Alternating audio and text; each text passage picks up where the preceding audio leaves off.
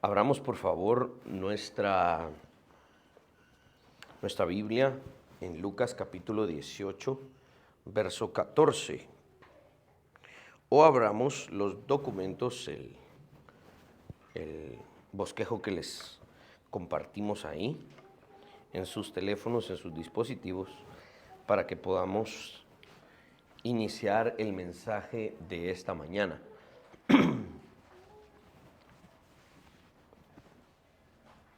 Muy bien.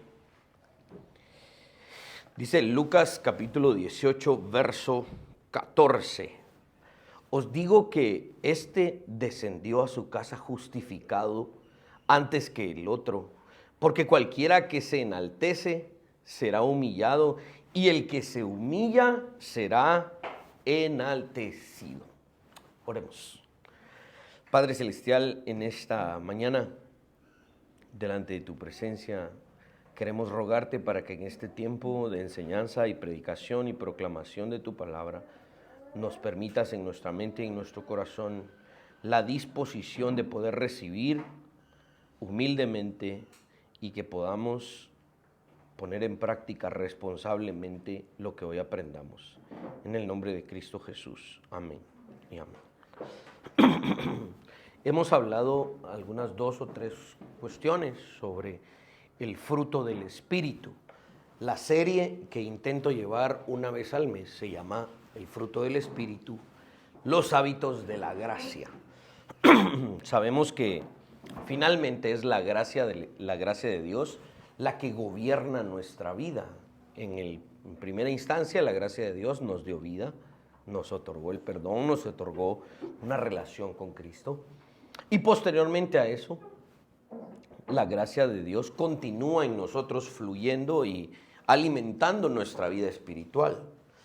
El fruto del Espíritu es el fruto que es producto de la gracia y por lo tanto nuestros hábitos de vida deben ser dominados por la gracia de Dios. El fruto del Espíritu es del Espíritu, no es de nosotros. Es decir, no proviene de nosotros, no nace en nuestra mente, no nace en nuestro corazón, no nace de manera física en alguna parte de nuestro cuerpo. Este es un producto del Espíritu y por lo tanto es exclusivo para los creyentes. Y el fruto entonces que se origina en el Espíritu, más bien fluye hacia nosotros debido a la relación que tenemos con el Señor. Y va más lejos al guiarnos a relacionarnos con otros. Cuando nos relacionamos con otras personas, necesitamos del fruto del Espíritu.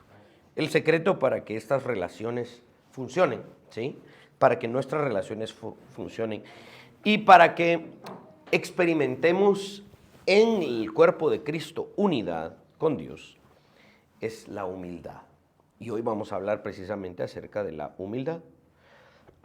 Hay un teólogo que se llama Sinclair Ferguson, si no estoy mal, él es escocés y participa mucho con este ministerio que a mí me gusta mucho consultar, Ligonier con R.C. Sproul y todos ellos, ¿no? De hecho, R.C. Sproul decía que su teólogo favorito vivo, quien estaba vivo, era este señor, Sinclair Ferguson.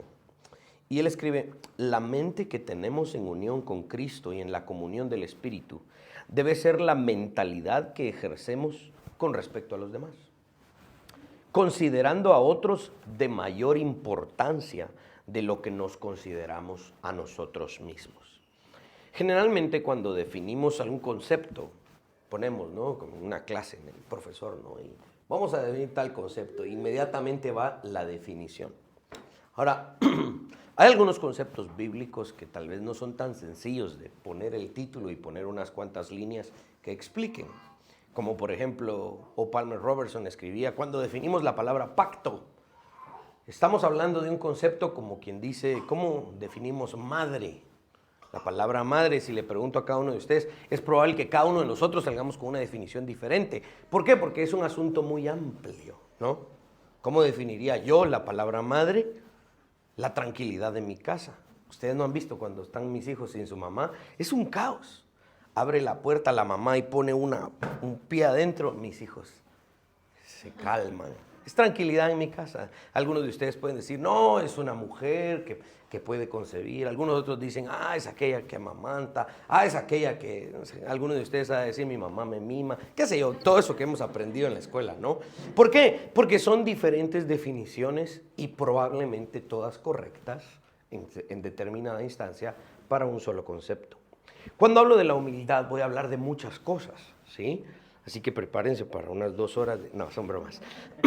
Vamos a hablar de varias cuestiones que nos ayudan a definir qué es la humildad y siempre en el contexto del fruto del Espíritu. Tal como lo dijimos al inicio de esta serie, ya hace como unos 2 o 3 meses, que los aspectos que Pablo hace un listado en Gálatas 5, 22 y 23, ¿se recuerdan? Más el fruto del Espíritu es amor, gozo, paz, paciencia, etc. Si ustedes vuelven a ese listado, les pregunto, ¿dónde está la humildad ahí? No aparece.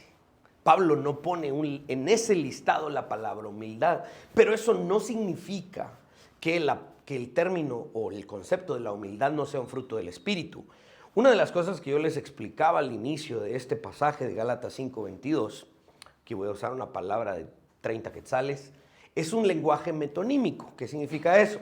La metonimia es tomar una parte de una cosa para explicar un todo, ¿sí? Entonces, Pablo está usando lenguaje metonímico, está haciendo un pequeño listado de lo que el fruto del Espíritu es, pero ese pequeño listado no lo es todo. Es significativo de muchas cosas más que están en el resto de la Escritura.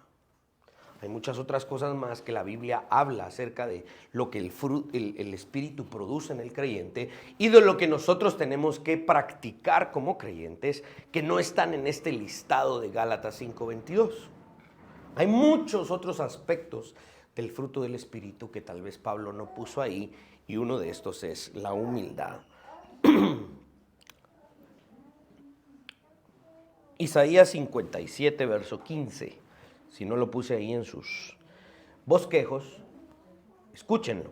De hecho, a veces a Dani Corado le gusta cantar una alabanza que está basada en este texto.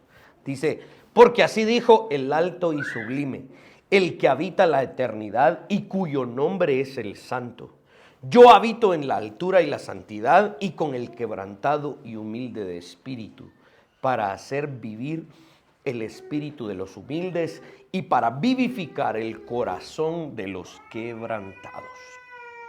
Dios elogia la humildad de su pueblo y Él mismo la mostró ¿cuándo? Cuando se encarnó. Esa es la gran paradoja del Evangelio. Si ustedes leyeron ahorita en Isaías, dice, yo habito en lo altísimo, ¿sí? Y habito con el humilde. Es una paradoja. ¿Cómo es que este Dios puede estar en ambos extremos de la ecuación? Solo puede ser así porque es Dios. Y aunque el Hijo de Dios es y era por la eternidad Dios Todopoderoso, se humanó y vino humildemente a servir a los pecadores. Son los dos extremos de la ecuación. Esta es la muestra suprema de humildad, la encarnación de Cristo. Por eso es que cuando hablamos de diciembre y Navidad, no solo hablamos del nacimiento de Cristo, sino que hablamos de muchas otras cosas, ¿sí? La encarnación es un concepto central de nuestra fe. El viernes tuvimos el estudio sobre el principio de Manuel.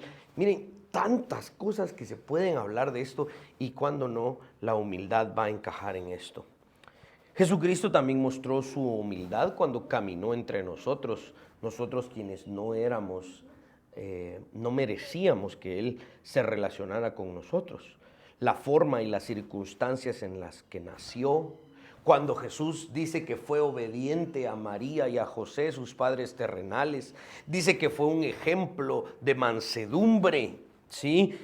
Lavó los pies de sus discípulos. Y no solo lavó los pies de sus discípulos, lavó los pies de sus discípulos la noche que uno de esos lo traicionó. Yo no me puedo imaginar al Rey de Reyes lavándole los pies a Judas, sabiendo que en un rato lo iba a ir a chillar. con el gobierno de ese momento. ¿Se han puesto a pensar en todos esos actos de Jesús, quien humildemente vino a hacer todo esto? Cuando observamos la humildad de Jesús, este es el punto. Cuando observamos la humildad de Jesús, estamos observando su majestad. ¿Sí? La Escritura entonces nos llama a ser humildes. Veamos algunos de estos versos que nos ayudan a ver lo que Dios promete a aquellos que son verdaderamente humildes. ¿Sí? Los que son verdaderamente humildes. No aquellos que dicen, si de algo estoy orgulloso es de mi humildad. No, estamos hablando de aquellos que son verdaderamente humildes. Dice Isaías 66, verso 2. Mi mano hizo todas estas cosas, y así todas estas cosas fueron, dice Jehová. Pero miraré a aquel que es pobre y humilde de espíritu, y que tiembla a mi palabra. Este verso no se refiere a aquel que tiene poco dinero. Yo conozco personas adineradas que finalmente también dicen, no, cuidado, este es Dios y con Él no jugamos. Esa persona es adinerada, pero es humilde. Y tristemente también conozco personas sin dinero, pobres económicamente, pero muy orgullosas. La humildad no tiene que ver con la cuestión de las posesiones materiales. La humildad tiene que ver con la actitud de temor ante Dios. Miren lo que dice Santiago 4, verso 6, pero Él da mayor gracia. Por esto dice, Dios resiste a los soberbios y da gracia a los humildes. Primera de Pedro, capítulo 5, verso 6, humillaos, pues, bajo la poderosa mano de Dios, para que Él os exalte cuando fuere tiempo.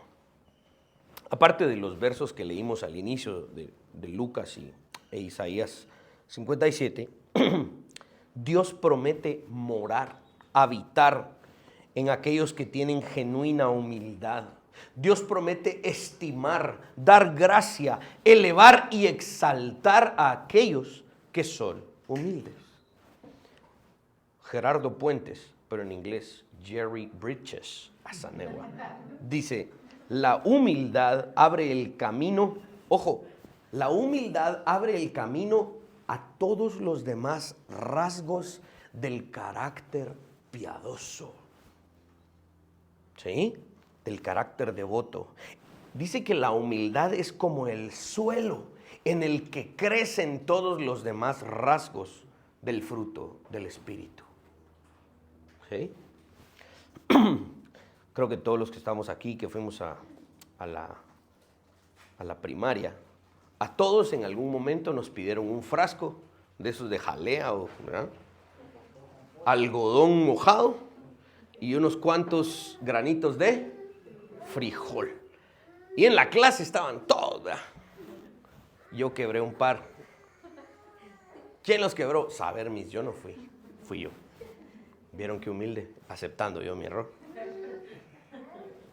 La humildad es como ese algodón mojado, sin el cual las pepitas de frijol no crecen. Es el suelo en el que crecen los demás rasgos del fruto del Espíritu. La humildad se manifiesta de manera más evidente en nuestras vidas cuando la manifestamos en nuestras relaciones, ¿sí? Vamos a hablar de dos relaciones. Nuestra relación con Dios y nuestra relación con los demás. Algunos dicen, me gusta esa ilustración, dices exactamente por qué la cruz de Cristo es ese símbolo. Porque la vida cristiana finalmente tiene que ver con eso. La relación con Dios, digamos el palo vertical, y la relación con los demás, el palo transversal. Y la humildad se manifiesta en esos dos aspectos o en esas dos direcciones. Debemos ser humildes para con Dios y con su palabra, en las pruebas y bendiciones, en nuestras habilidades, en nuestros logros. Tenemos que tener una actitud adecuada para con todas nuestras relaciones y circunstancias. Esto lo decimos ya que la humildad no puede definirse en palabras, a menos que se entienda y se practique en la vida cotidiana. Por eso les decía, poner el título humildad y unas cuantas líneas no se puede. eso no le ofrezco, Señor.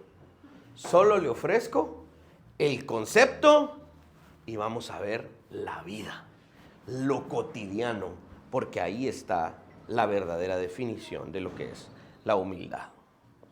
Entonces, vamos al primer punto. Hoy tenemos 2 puntos y luego una aplicación. El primer punto, la humildad para con Dios. ¿Qué significa eso? Y ahí en sus bosquejos lo puse. La humildad para con Dios es similar al temor a Dios. Iniciamos, ¿cómo? Admirando sus atributos, su grandeza, teniendo en alta estima y en altísima visión la persona de Dios, su majestad, asombrados de su santidad. En ese momento, cuando hacemos eso, somos humillados delante de Dios. A veces he escuchado estos comentarios, ¿va? Que nos dicen, por ejemplo, no sé si a ustedes se los han dicho, y si se los han dicho, me alegro. Y a mí me lo han dicho varias veces, ¿no? Ese rollo no es de nosotros, ¿va? Es el diablo, digo, es afuera, ¿va? Son bromas. Nos han dicho a veces, sí, vos, es que ahorita lo de la iglesia y eso, lo que me cae mal es que sean tan litúrgicos, tan santurrones y esto y lo otro. Pero yo me pongo a pensar, cuando perdemos precisamente esa admiración a la santidad y majestad de Dios y tomamos la iglesia, el culto, el acercarnos a Dios de una manera muy casual, muy como que Dios fuera mi cuate, como que Dios fuera uno más que yo, hemos perdido precisamente ese sentido de admiración a su santidad y sus atributos. Por eso sí, o sea, a la hora de predicar y todo, de vez en cuando los hago reír o hacemos una que otra broma y nos saludamos y nos damos la mano, nos abrazamos. Son cuestiones casuales, pero hay puntos en nuestro culto que no negociamos, ¿no? Cuando vamos a confesar nuestros pecados.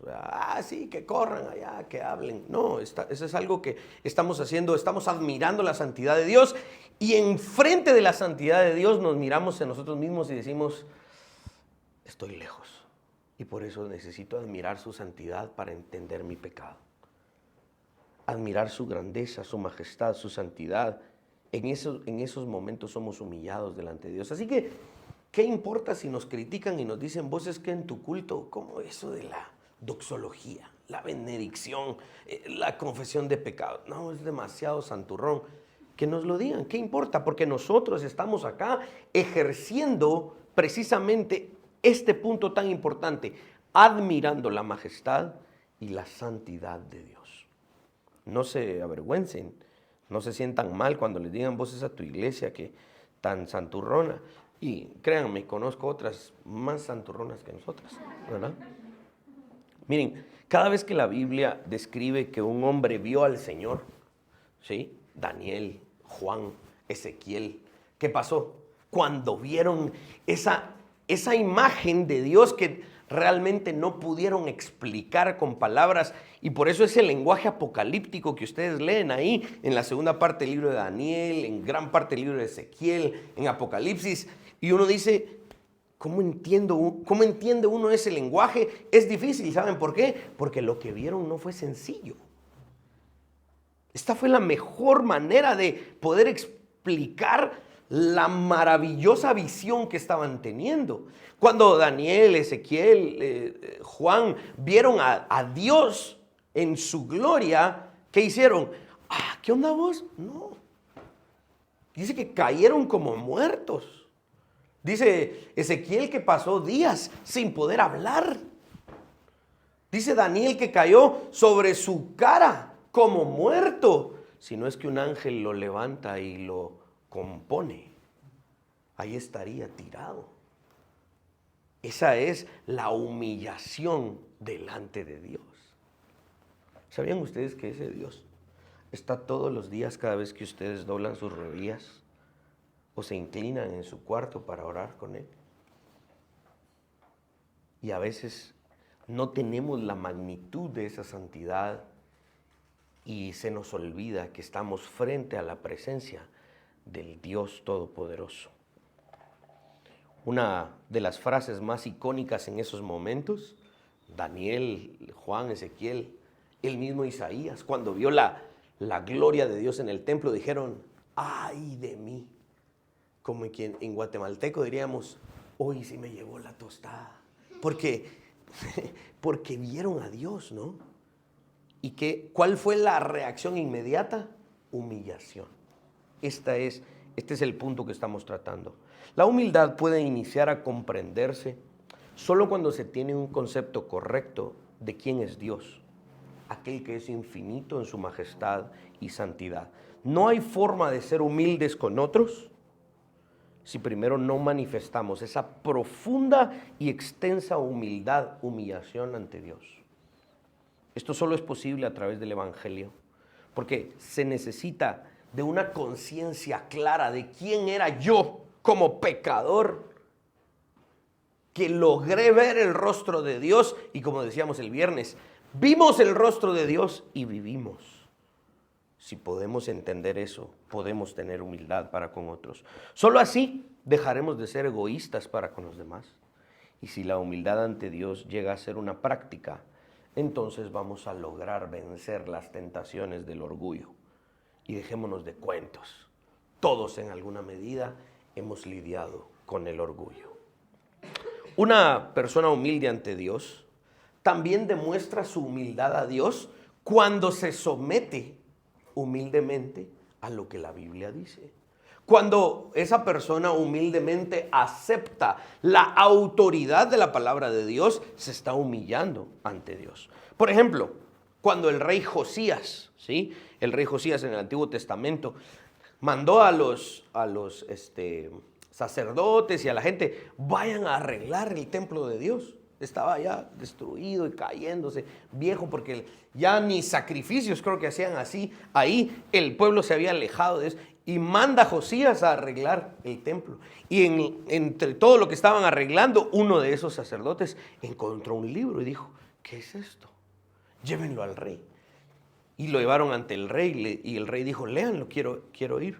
Y empezaron a leerle a Josías. Y dice que Josías, no estoy seguro si dice eso, pero rasgó sus vestiduras o estuvo así, se consternó y dijo, por eso es que nuestra nación está como está. Esta es la ley de Dios y nosotros la hemos olvidado. ¡Qué tontos hemos sido! Esa humillación de Josías. Miren lo que dice el segundo libro de Reyes, capítulo 22, verso 13.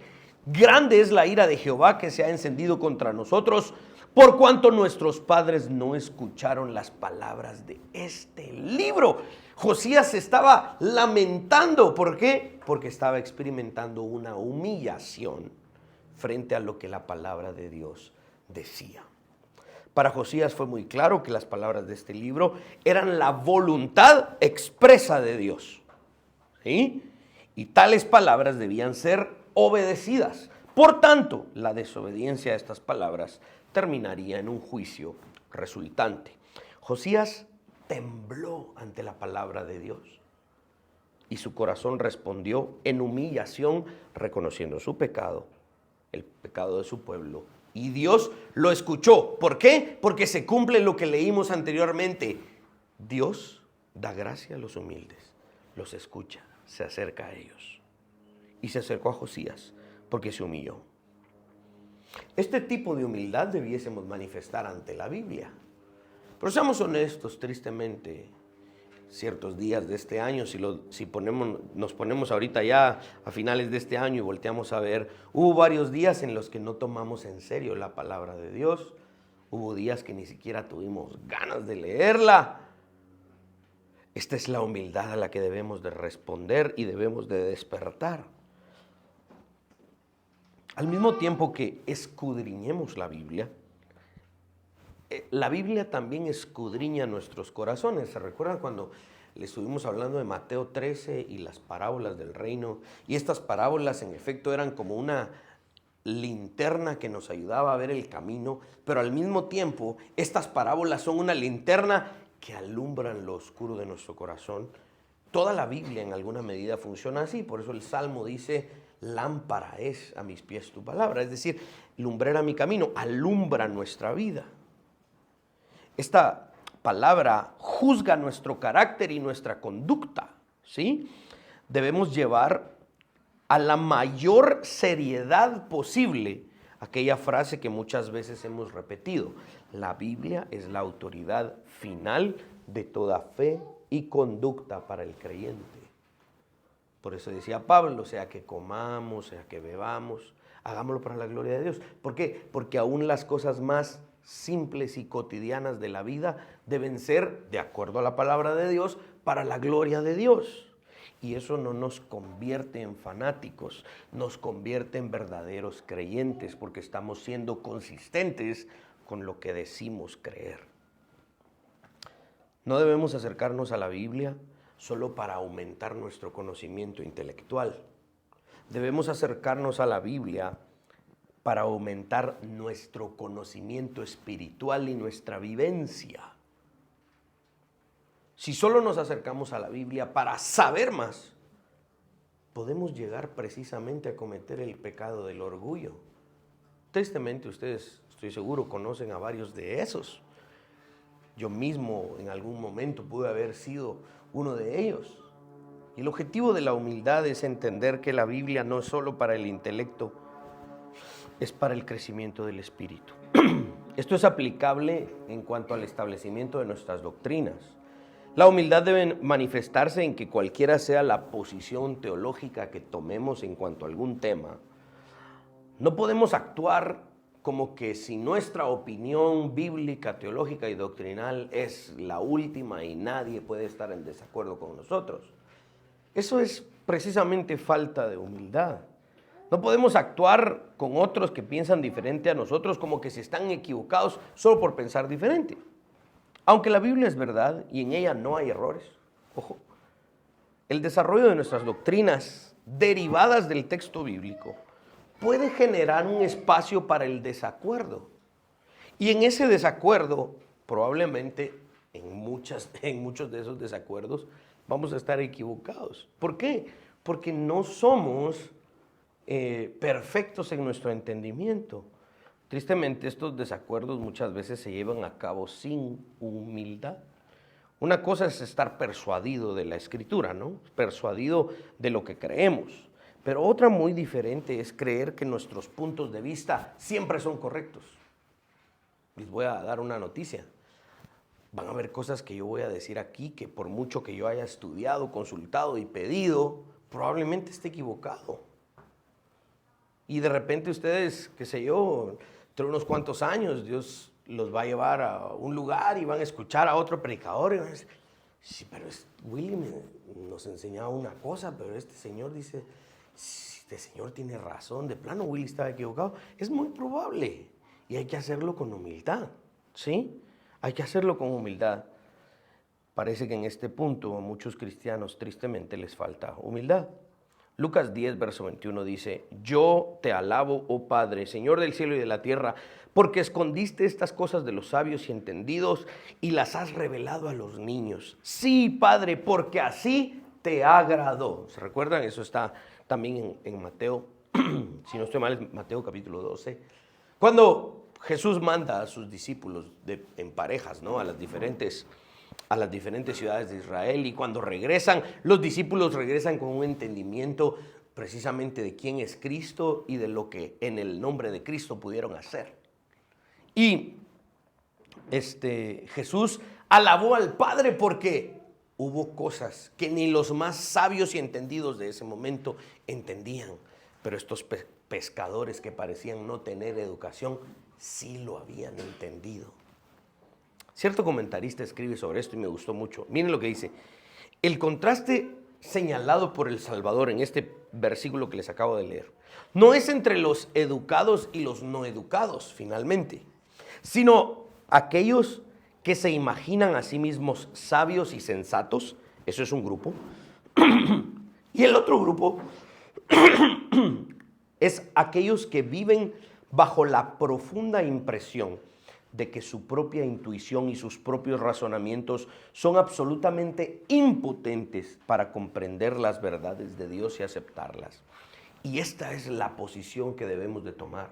Sí, no significa que no vamos a escuchar prédicas, que no vamos a escuchar una enseñanza, no significa que no vamos a leer libros, no significa que no vamos a estudiar, Pero mientras hagamos todo eso, recordemos la actitud que tenemos que tener.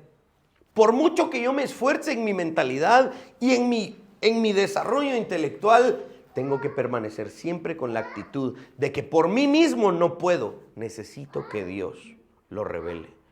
Y por lo tanto mantengo una actitud de humildad.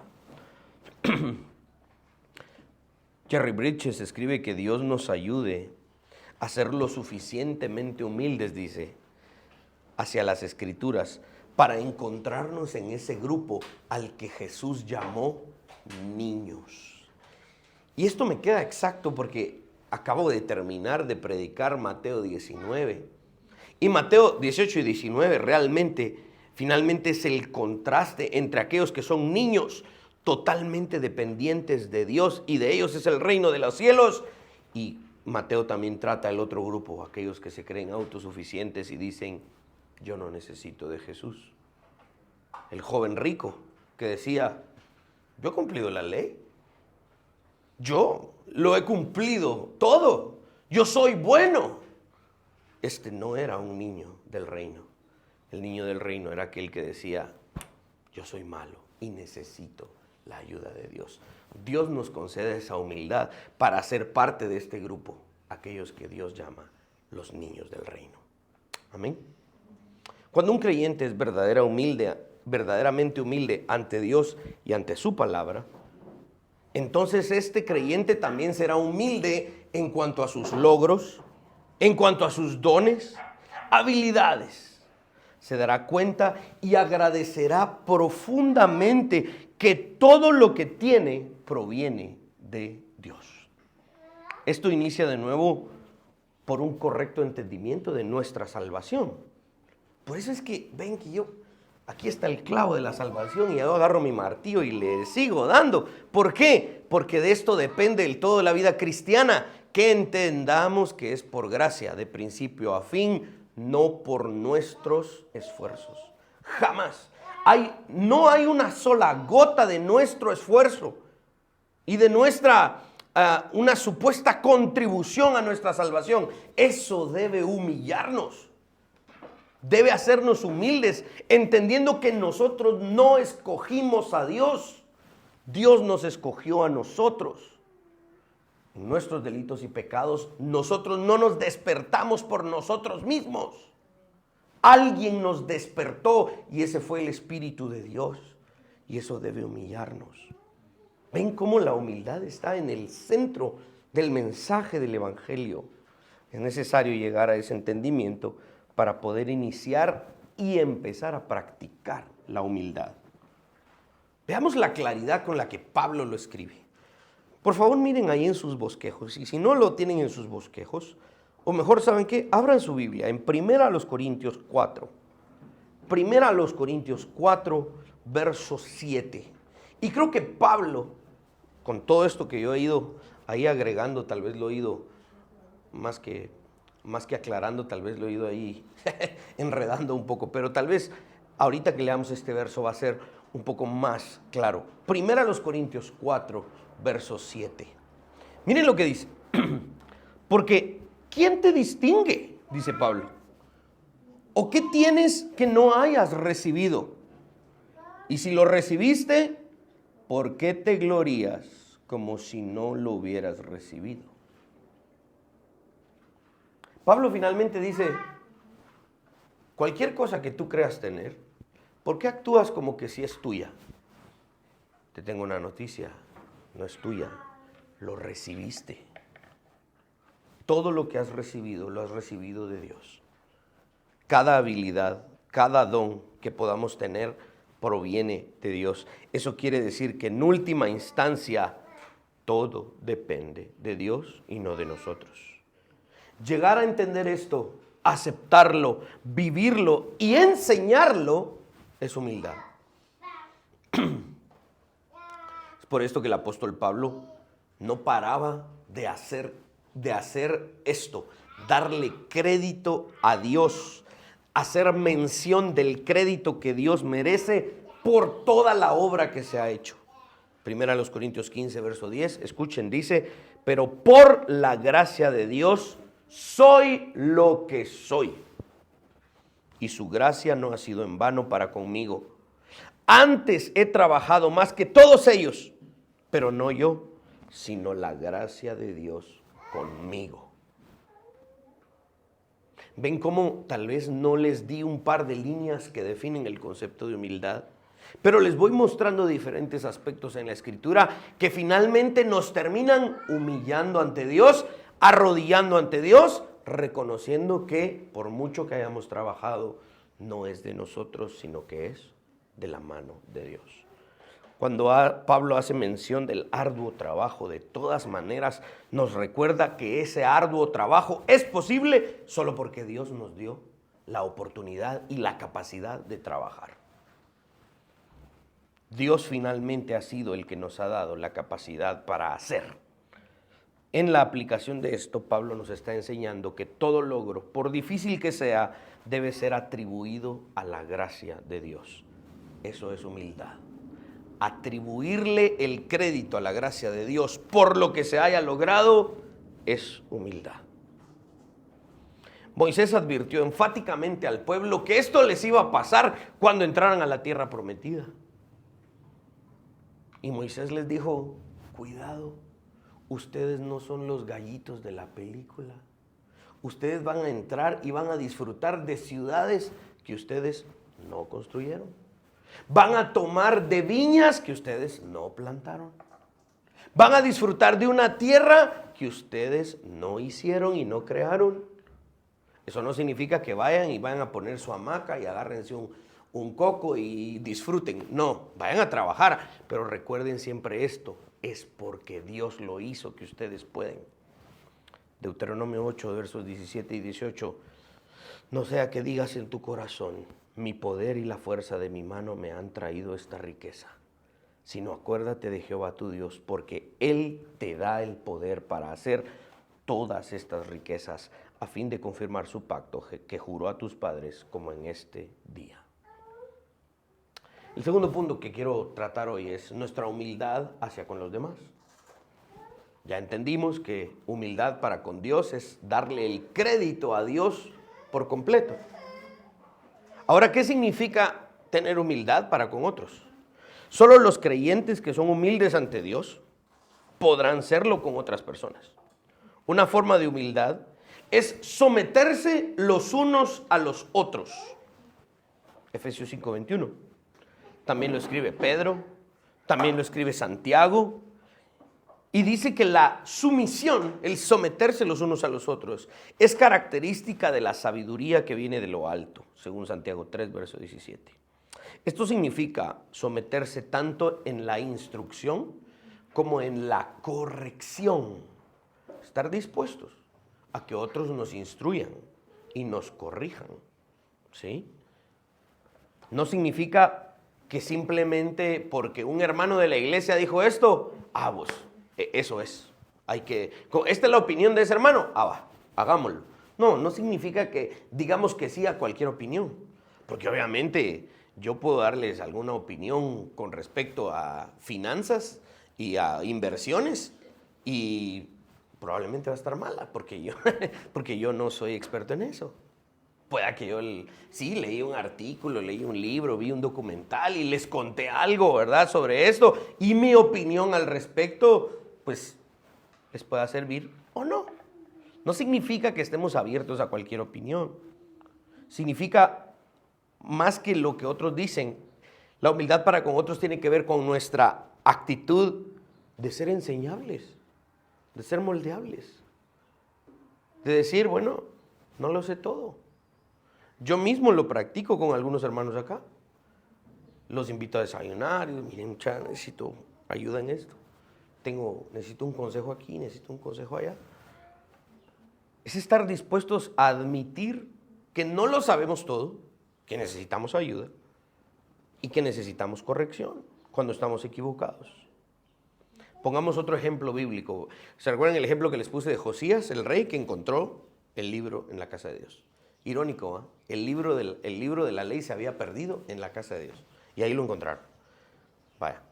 Ahora, pongamos un ejemplo en el Nuevo Testamento. Hay un hombre que aparece un par de veces en el Nuevo Testamento. Él se llamaba Apolos, ¿sí? Apolos era un hombre muy talentoso. Apolos era un hombre que tenía un gran entendimiento de las Escrituras. Pero su entendimiento no era completo, dice el Nuevo Testamento. Solo conocía el bautismo de Juan, no conocía el bautismo del Espíritu Santo. Esto está en Hechos capítulo 18, versos 24 en adelante. Había una pareja de esposos, Priscila y Aquila. Eran una pareja piadosa en Éfeso, que escucharon a Apolos y dijeron, este cuate es buzo para hablar, ¿verdad? Pero lo invitaron a su casa para explicarle el camino de Dios de una manera más adecuada. Porque aunque estaba en el púlpito y debatía y hablaba y era talentoso, le faltaban algunas cosas, ¿no? Sabemos que Apolos estuvo dispuesto a ser corregido y recibió instrucción, porque poco después, cuando Apolos quiso continuar para ministrar iglesias en un lugar que se llamaba Acaya, la iglesia de Éfeso no solo lo animó, se cree también que se escribió una carta a los cristianos que estaban en Acaya para que le dieran la bienvenida a Apolos, quien muy probablemente, había ido a la casa de Aquila y de Priscila, se había sentado a tomar, ya existía el café ahí, saber si existía el café, pero digamos que se sentó a tomar café y lo corrigieron y lo moldearon, y Apolos dijo, gracias, y siguió su ministerio. Esto nos enseña probablemente la gran humildad de Apolos, quien estuvo dispuesto a someterse a otros para instrucción y corrección. Acá deseo volver a mencionar que la lista de los aspectos del fruto del Espíritu que se encuentran en Gálatas 5, 22 y 23 no es exhaustiva, es significativa, ¿sí? Hay muchos otros rasgos del fruto del Espíritu que no se mencionan en esta lista, pero a lo largo de las Escrituras sí, y lo podemos encontrar. Definitivamente son parte del fruto del Espíritu, y esto es la humildad. Recordemos eso. Otra manera de manifestar humildad para con otros, ya dijimos, una es estar dispuestos a ser enseñados.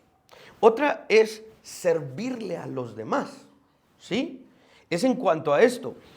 Jesús, nuestro Señor, es el pionero en esto. Él es el ejemplo principal y supremo de servir a los otros. Todo su ministerio en esta tierra, todo de su vida, el ejemplo, pero de manera más específica podríamos mencionar lo que estuve mencionando al inicio, lavar los pies de sus discípulos la noche que fue traicionado por uno de ellos. Para servir a otros también se requiere de la gracia de Dios. Es nuestro deber tener el cuidado que cada vez que hagamos un servicio a los demás, sea Dios quien se lleve la gloria. ¿Sí? Otra manera de mostrar humildad es honrándonos los unos a los otros. Veamos cómo lo describe Pablo, Romanos 12:10. Amaos los unos a los otros con amor fraternal, en cuanto a honra, prefiriéndonos unos a otros. Honrar no significa, miren, para la otra semana vamos a poner aquí una plaqueta, el miembro del mes, Willy García. El honra para Willy García. No, eso no es la honra. La honra significa prefiero a otros antes que a mí. Filipenses 2, verso 3. Nada hagáis por contienda o por vanagloria, antes bien con humildad, estimando cada uno a los demás como superiores a él mismo. Debemos ubicar a nuestros hermanos en la fe por encima de nosotros en asuntos de posición, preocupación o necesidades. Jesús reprendió a los fariseos. ¿Por qué? Porque hacían lo contrario. Ellos buscaban los primeros lugares de la mesa para ellos. Jesús les decía a sus discípulos, busquen el último lugar de la mesa. Y si los llaman, qué bueno. Pero ustedes no buscan para ustedes el primer lugar de la mesa, ¿sí? En contraste, los creyentes debemos preferir a los otros antes que a nosotros. Entonces, la humildad para con Dios es admirar su santidad y su majestad, temblar ante su presencia, temblar ante su palabra y estar dispuestos a someternos a ella. Humildad para con los otros es prefiriéndolos, sirviéndoles, es siendo enseñable para con otros. Estas son prácticas de la humildad. Y vamos entonces a la aplicación.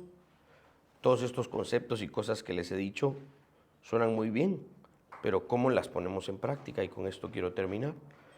Debemos iniciar, obviamente, por renovar nuestra mente en cuanto a este concepto. La mejor forma de hacerlo, o una de las mejores formas de hacerlo, es memorizar pasajes de la Escritura que hablen sobre esto. Miren, tristemente, de verdad que he tenido las ganas, tal vez en 2024, vamos a empezar a hacer esto.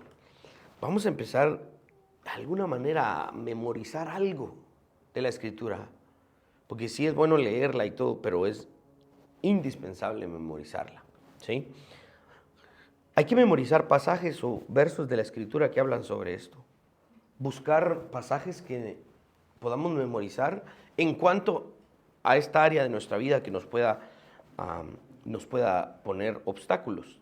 Este ejercicio no solo va a transformar nuestro intelecto, sino que terminará cambiando nuestro interior, nuestro sistema de valores. El Espíritu Santo utilizará estos versos para redarguirnos en situaciones específicas en las cuales le podemos fallar. Otra forma de practicar la humildad, de aplicar esto que estamos hablando hoy, es confesar cualquier forma de orgullo en la que pudimos haber caído y necesitamos confesarla y abrirla a alguien más. Pedir fervientemente al Espíritu Santo que nos haga más susceptibles, más sensibles a estos asuntos, que nos muestre en qué áreas de nuestra vida de verdad nos cuesta ser humildes y que estemos dispuestos a someternos a Él para ser liberados de esto. En nuestras oraciones diarias pidamos a Dios que nos dé los pasos necesarios para humillarnos primero delante de Él y luego delante de quienes hemos ofendido, aquellos que tal vez en alguna medida hemos considerado inferiores a nosotros. Porque seamos honestos, hay gente que nos cae mal y nosotros le caemos mal a gente. Y esa gente que nos cae mal no la queremos ni ver ni hablar. Y en alguna medida, tristemente, nuestro oscuro corazón nos ha llevado a sentirnos superiores a ellos. Es difícil, pero hay que hacerlo. Esto puede iniciar con pasos muy simples. Algo que a mí me cuesta, dar vía en el tráfico. Me cae mal. Más cuando ya le di y no se apura. Te la perdiste. Me meto yo. Les hago luces, les pito, pasa. ¿No querés? Vaya. Y cuando yo paso, él quiere pasar. Entonces ahí bajo el vidrio y lo bendigo. No. A veces hago otras cosas, pero ese tipo de cosas nos pueden empezar a ayudar. Ceder el paso a otra persona en la caja registradora cuando vamos a un lugar para pagar. Un par de veces voy yo corriendo, y voy yo corriendo y en un San Martín o algo así, y la puerta es de aquellas que se va cerrando lentamente, y yo la quiero alcanzar antes de que se cierre y veo que viene un viejito. Entonces me paro, paso adelante. Y un par de veces el viejito me ha dicho, ya no hay jóvenes como usted. Y yo le digo, pase adelante. Me siento. Porque me dijo joven, pase adelante. Y en ese momento me siento orgulloso de haber sido humilde y después me siento mal por haberme sentido orgulloso. El punto es practicar la humildad en estos asuntos tan sencillos, ¿no? ¿Sí? Que podrían empezar a darnos una conciencia de lo que realmente es la humildad. A ver, esta sería una aplicación un poco más difícil, pero si alguien la pone en práctica, sería fantástico, ¿no? Han habido logros en nuestra vida de los cuales nos sentimos bien orgullosos. Hay un par de cosas en mi vida que yo digo, que uso fui, ¿verdad? Y me siento bien por lo que hice. Eso no está mal. Está bien alegrarse, ¿no? Por lo que uno ha hecho. Pero Hubo un par de veces que yo llevé ese logro a un punto que no es correcto. Me jacté con alguien de haberlo logrado. Entonces, ¿qué pasaría si busco a esa persona con la cual me jacté de haber hecho este logro y decirle, mira vos, yo me jacté con vos de haber hecho esto? Y quiero decirte que realmente pude haber hecho esto solo por la gracia de Dios. Nunca me debí de haber jactado de haber logrado esto. Eso es un golpe duro a nuestro orgullo, pero es una forma práctica de entender y vivir la humildad. Cuales sean los pasos que podamos dar, es importante que siempre tomemos estos pasos dependiendo del Señor, haciéndolo siempre humildemente. Amén.